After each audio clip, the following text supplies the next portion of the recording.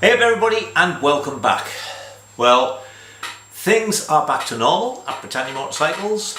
Jensen went off down to Baltimore yesterday. His dad came up with a big trailer and they took the bikes away and all the stuff he's had. So that's that. I can just come and go as I please in the workshop now. So things should seem to pick up a little because actually it's Sunday morning. I haven't filmed anything at all this week, so I thought I'd come out and just spend a little bit of time on a couple of small jobs. So, still getting new subscribers. Now we're heading towards, 6,000. So, thank you all very much. Thank you for the comments. Thank you for the kind comments about Jensen and his projects. He was pleased with that. So what we're going to do this week, as I say, literally I'm just going to put a couple of hours in today and whatever we get to film is this week's video, and then we should be back to normal.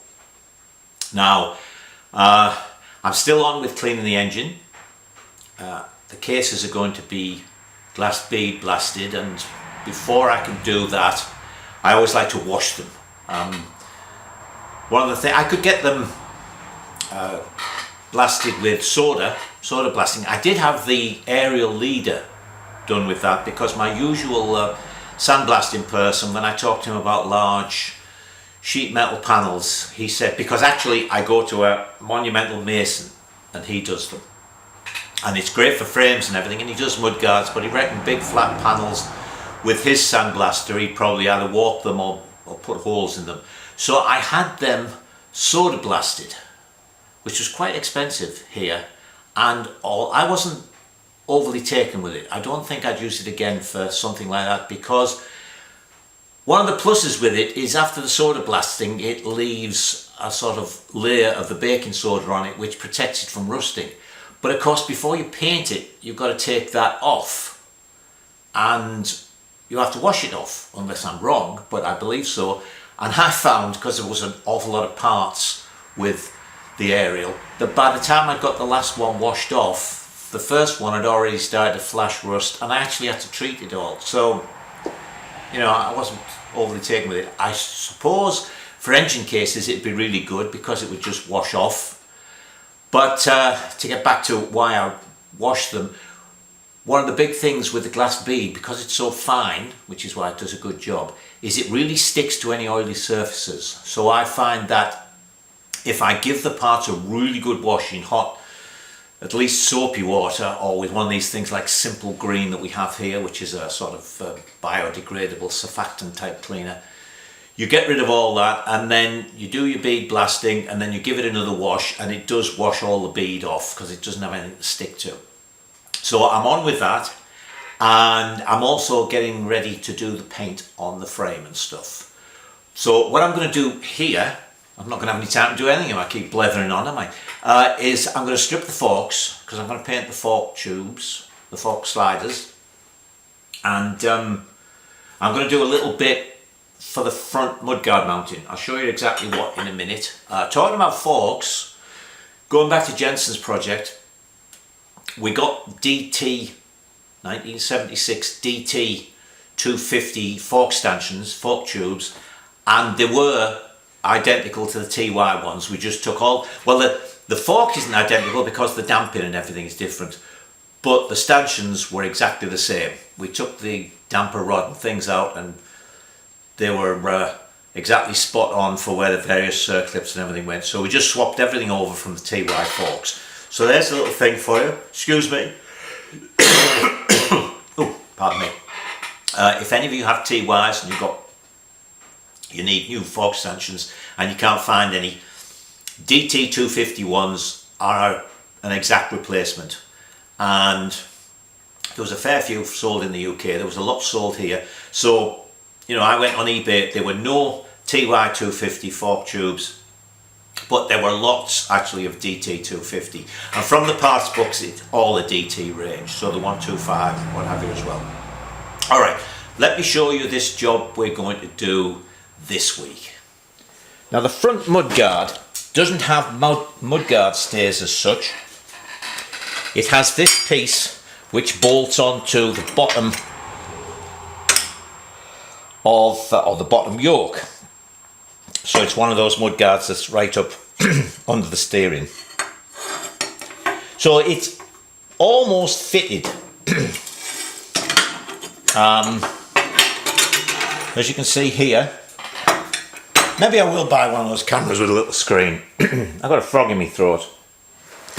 Actually, that's what it was that made me cough a minute ago, if any of you were suddenly worried. I just had a frog in my throat. It does have 4 holes in here, but they didn't quite line up where I wanted. So I've started off, hang on, where's my little arrow? That's the front. So that goes on like that. So, no it doesn't. Where are we? That goes on like that. Yeah, that's it. See, when those holes actually lined up, but it made the mudguard look a bit strange, and I wanted it to match up exactly underneath the stem. So I've already marked up and drilled those 2 holes. So now, of course, you'll see that these holes at the back are wider than the back of that. So let me change the camera angle a little. Now I've already made a couple of little marks on here to start with. They correspond with where the holes are, but as I say, the holes are out here. So what we're going to do is we're going to weld on just a couple of little ears like that, one on either side. And then when they were, because it's right on the edge, when we've got those welded on, we'll drill a 1/4 inch hole on each side, and then that will bolt straight up. So what we need to know is where the holes are in relation to these 2 holes. So let me transfer the holes pattern from the bottom yoke onto a little piece of card, and then we can hold the card over that and transfer them to there when we've got the ears on. So here's how I set out my hole card. Got a centre line on there and a centre line on here. So then, just arbitrarily, I chose a line to give me enough space on the card, measured centre to centre, and then put those lines on. It was 2.5 inches, so 1.25 inches from the centre. Then I measured centre to centre down here, which was 2 1/16. Measured down both sides, drew another line, and then measured out from the centre 1 1/4, marked it, and then I used the centre a punch, and I never get the holes absolutely right, so we'll see how this fits in a minute. But what I do to help me with this is I put a couple of little lines on, see them 90 degrees apart. Then when I put it on, instead of trying to find it over the hole, once I get that line with that and that line with that, it's more or less over the hole. So this then goes on there like that.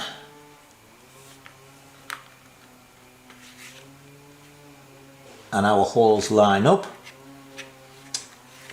If I can move them around, there we go, our holes line up. So now what we're going to do is, when I've welded the little ears on here, put that like that, you see, they line up, and then we can mark on the ears and drill them. So let me weld these little ears on. There's the first ear welded on, so I've got to file that flat, and then I'll mark it and drill a hole, and we'll see how that hole more comes out, and then I'll just do the other side the same. So there we have the first one done. It's welded on, hole drilled. So let's see if we got this hole pattern right.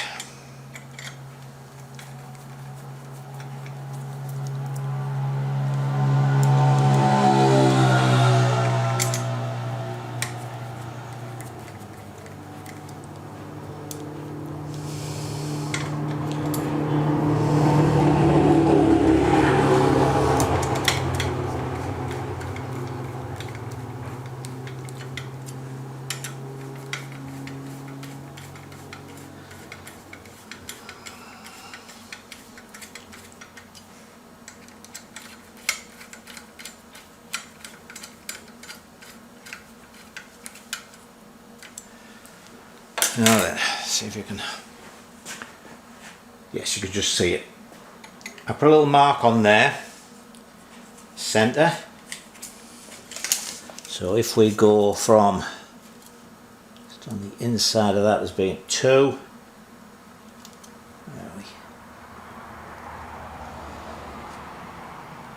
that's 9 and 13/16.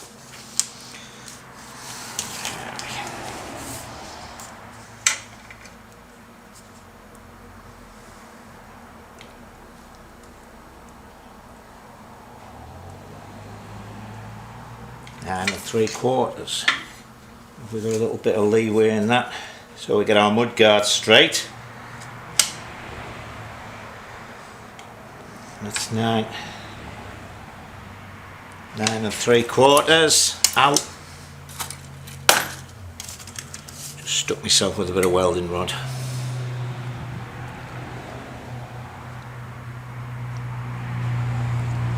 That's maybe a 30-second, so I can get a little bit of jiggle in that. Okay, let me do the other one, and that job is finished.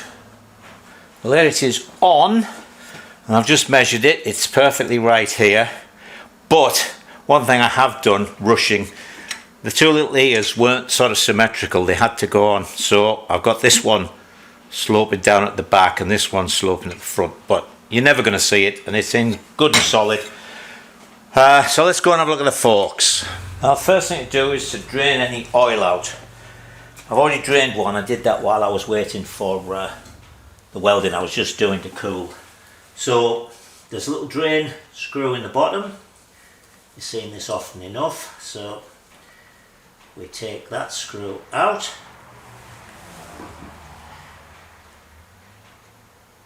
Then you have a nice pan.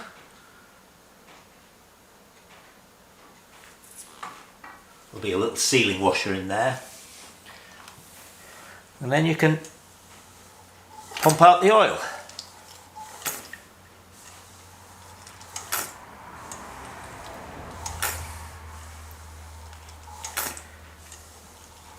Right, there's a lot of oil in these. There we go.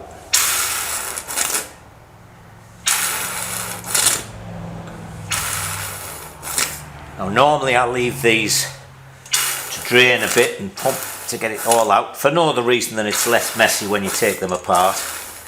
But as we're a bit pressed for time this week, what I'm going to do is, these forks work really nicely, is take one apart so you can see how these YamBSAki forks come apart.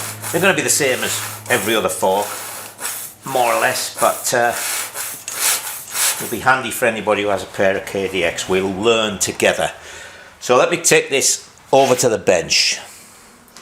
Okay, I've put the fork in the vise with some soft aluminium jaws to hold it, and I'm leaving it together because to take it apart we've got to take this Allen bolt out the end. This one's a 10mm one. Now very often, in fact more often than not, by leaving the fork together, the amount of resistance that the spring gives to the damper tube that this is screwed into is enough to break this free, particularly with an impact wrench. Sometimes it isn't, and you can get tools to take these out. The one for the BSA Triumph one is like an enormously long screwdriver that I made up. Now when you take this apart, well, take the spring out, you can put it in and it goes into the end of the damper rod to hold it while you take this out. But we're going to keep our fingers crossed and see if this will just come out. As I say, more often than not they just break free, but with an old fork like this, particularly one that hasn't been used for a long time, sometimes they get pretty well stuck. So this one's 10mm.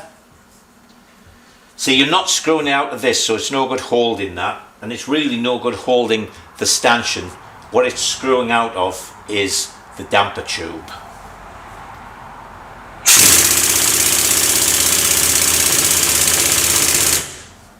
And this one is a stuck one.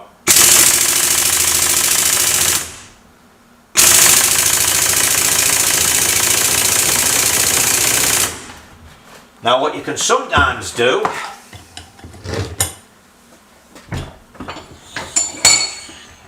take the fork out, press it against something solid. See if you can still see all this. Nope, I've gone right out of picture, haven't I? Where are we? There you go. Press it against something solid like that, just to give it more tension on that spring and a little more resistance. So we'll try that. Then if not, we'll take the fork apart and see if we can get at the inside.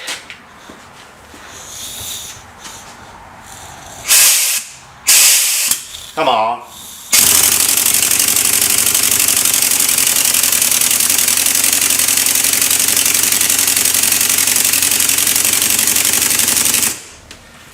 Oh, what's this set at? Oh, it's set at a low setting.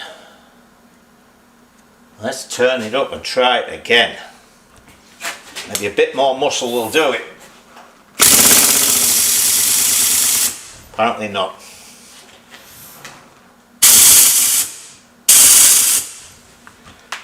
And that's playing up. Put a bit more oil in it. Okay, I think what we're going to have to do is take this end off, pull the spring out, and see if there's any way we can hold the inner end. I thought, just out of interest, before we strip this one, we'd try the other one.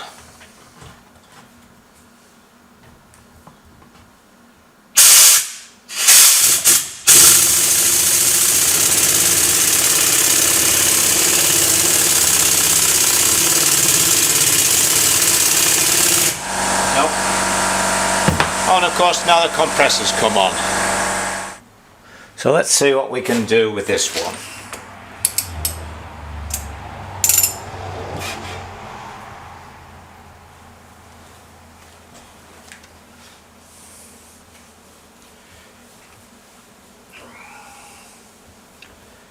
Take this out.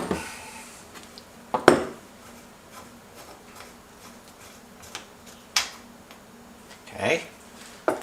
Thing, then there's a spacing tube. Sometimes there are, sometimes there aren't.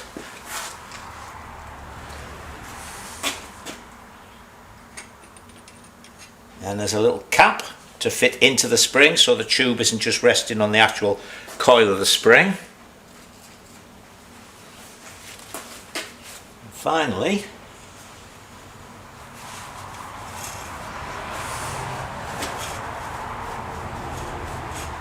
have a spring which holds a surprising amount of oil clinging to it. A number of times I've taken these out, laid them to one side, and next thing is a pool of oil. Now this one, you'll notice these coils down here are just together, so there's obviously a right way and a wrong way to put this in. Well, whether it makes any difference or not, it's another matter. But that's the way they came out, so that's the way we'll put them back in.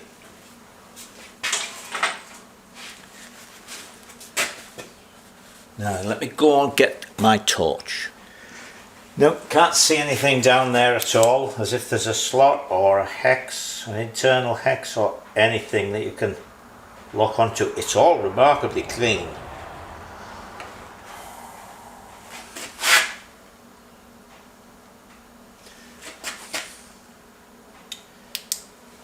Just to show you what I was talking about with the tools, this is the one, hang on, let me pull you right back. This is the one I made for BSA. See, that end goes right down, catches inside the damper rod, and then you can just hold it and then you can unscrew the other end. But unfortunately we don't have anything like that. We're just leaking oil like mad on the floor.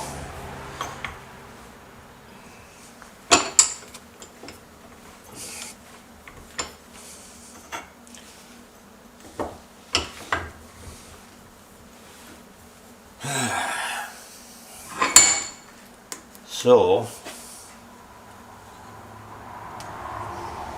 I might have to do a little research about taking these apart.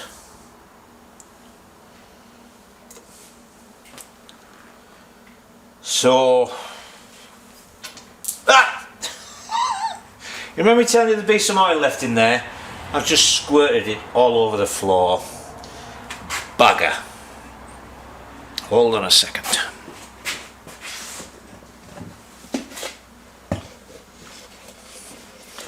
You should see the garage floor, it's a terrible mess.